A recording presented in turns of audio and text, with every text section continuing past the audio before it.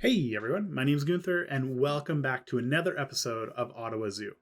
And this is a really special episode because this is actually our last speed build for Ottawa Zoo.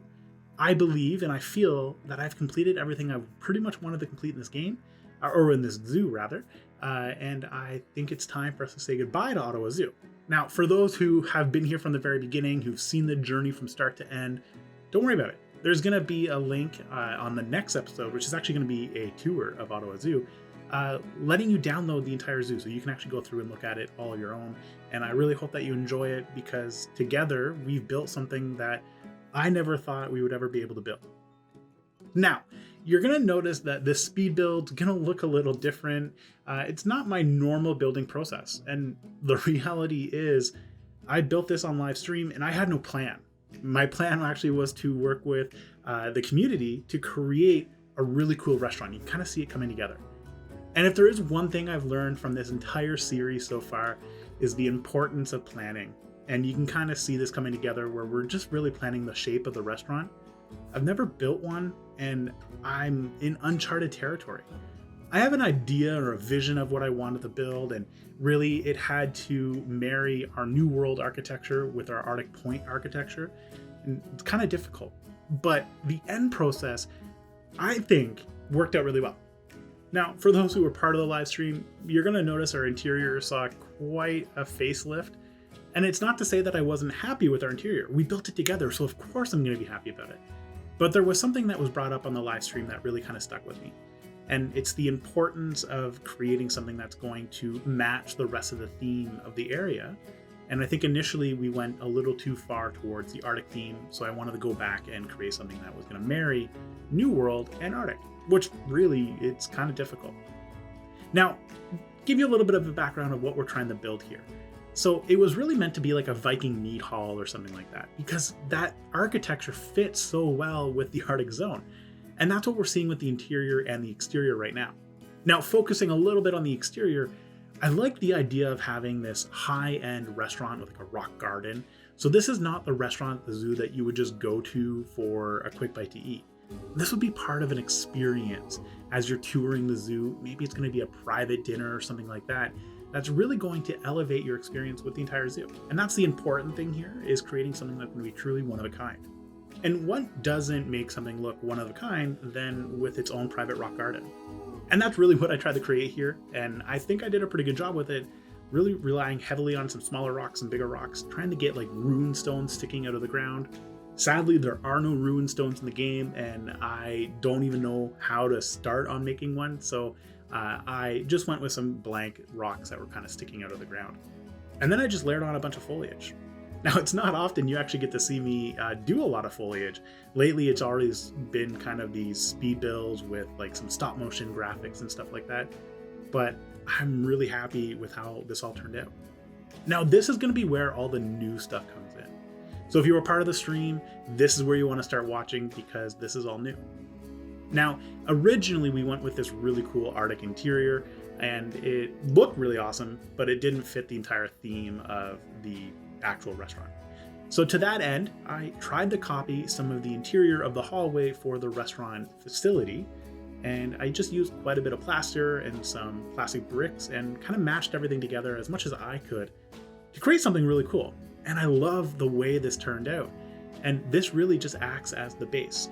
Now, it took a little bit to get to this final piece. And I think it's important that you see some of the struggle that comes towards making individual pieces. There's so many different tools and pieces that you could have used to get the same feel. And sometimes it takes a little bit for you to identify that solution.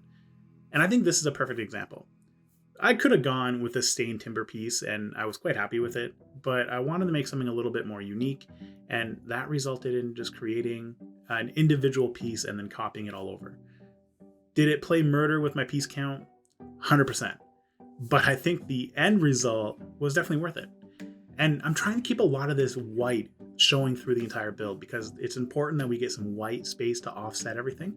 So it doesn't quite match the interior, but I'm actually really happy with how it kind of looked. Now, after everything's said and done, it's time for us to really focus on decorating the interior. The walls are finally up and ready to go, so now we need something that's going to anchor the entire restaurant together.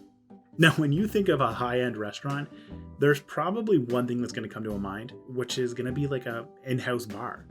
Most high-end restaurants have their own in-house bar. So knowing that, it's time for us to create our own in-house bar. But it's important that we actually emulate the theme from our Arctic point. So this is really going to be where we're going to marry that New World and that Arctic architecture together. And I wanted to create this really cool looking bar. And where do you start with any bar but with a bar top? And it took a little bit to get there, but super happy with how this actually became an anchor for the entire restaurant. Now I know what you're thinking. This guy's going to talk about a bar top for the next few minutes, and I'm not, I promise. I will say huge shout out to the workshop and all the talented creators out there, because I would not have been able to make this without these smaller details like these amazing cups. So link in the description below for that particular workshop item. And I think it was a lifesaver for creating something that looked a little bit more lived in. Now, the entire build for this speed build in this episode isn't just going to be this bar top. Soon you're going to see us switch over to creating this really cool lake. And I want to talk a little bit about the reason behind this entire build. So Ottawa Zoo was originally meant to be a national park that turned into a zoo that was owned by Conservation Canada, so kind of like a not-for-profit organization within Canada. A really cool sound idea. That's the franchise that we're going with, Conservation Canada. You can't go wrong. But there's a few things that you have to remember. As a national park in Canada, you would probably see a lot of water features, and we're really light on water features. Now, coincidentally enough, there is a very cool place somewhat close to Ottawa, and it's called Lake on a Mountain. And Lake on a Mountain is a really cool idea because when you go to visit, you'll look to your right, and you're going to look down this mountain. You're going to see the St. Lawrence River all the way down there, which is the main river near Ottawa. And then you're going to look on your left, and you're going to see this lake, which is significantly higher, and that's why it's called Lake on a Mountain. Pretty easy to understand why. And I really loved how that looked. Every time I go to visit this area, so it's in Picton, Canada, Ontario, I always want to stop by Lake on a Mountain just to get that feel of seeing a lake on one side, which you're right next to, and looking down and seeing maybe like 100, 200 feet away, way down, another river. And it's just a very surreal thought process. So knowing that, our entire map is built in a mountain range, and there's actually a lake way off to the side. So I wanted to build my own little lake on a mountain. And I loved how this turned out.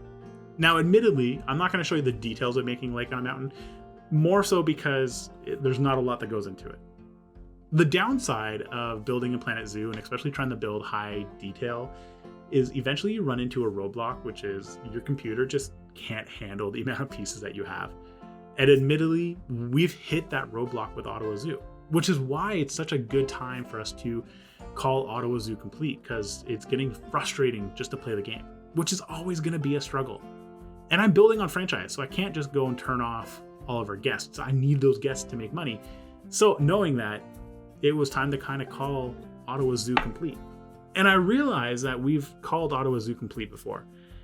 Maybe 20 episodes ago in our Ottawa Zoo franchise, when I first started out, I was like, hey, you know what, guys, Ottawa Zoo, I'm happy where it is. I don't want to go any further.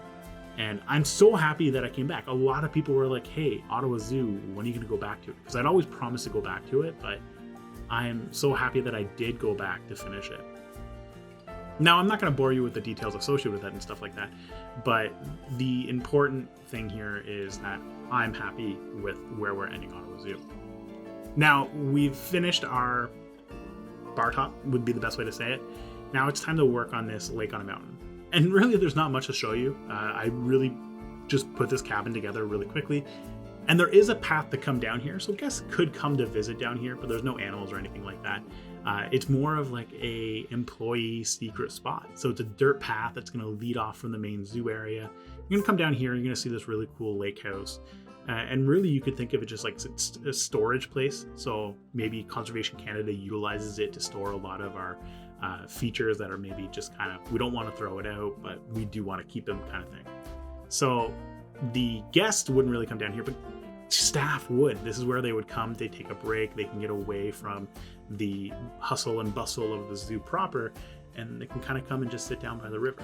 So I really like this concept. So really easy, just kind of put this similar theme, marrying Arctic and New World architecture together and kind of called it a day from this build.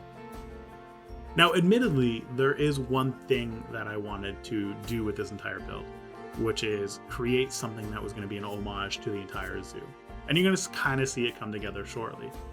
Unfortunately, I don't have enough of the reward items to build an homage. I wanted to kind of have a statue for every animal that I had in the zoo. There's just not enough statues for them, so it's unfortunate, but I tried to get as many as I could to appear here. So when you take your own tour, if you take a tour of this area, keep in mind that you can come down here, take a quick look, and see some of the statues for all the animals that we placed in the zoo. And who knows, maybe once I play a little bit more of the game, maybe I'll unlock some more statues and I'll go back in and fill it up again, because it's really cool. I think this is the best way to say thank you so much and goodbye to Ottawa Zoo.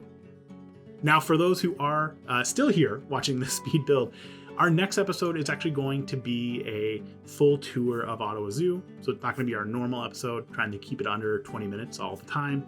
It's going to be a full tour, which may take a little bit longer. I hope you join in on that tour. Maybe we'll do a tour for the live stream, and then maybe we'll do a tour for a speed build video, so you can kind of get the best of both worlds. Now, of course, I couldn't have built Ottawa Zoo without your help. Everybody who has watched my videos, who provided feedback, who's joined the community and taught me new tips and tricks and helped me to create this, I just want to say thank you to all of you for all of that. And thank you to everybody who supported the channel just by subscribing, leaving a comment, hitting that like button, whether it's a good like or a bad like. It lets me know that I need to improve or that what I'm doing is perfect. So I just want to say, again, thank you to everybody. I really couldn't have built something without your support. So I hope you enjoy these cinematic shots of our new area. And of course, as always, ciao for now, everybody.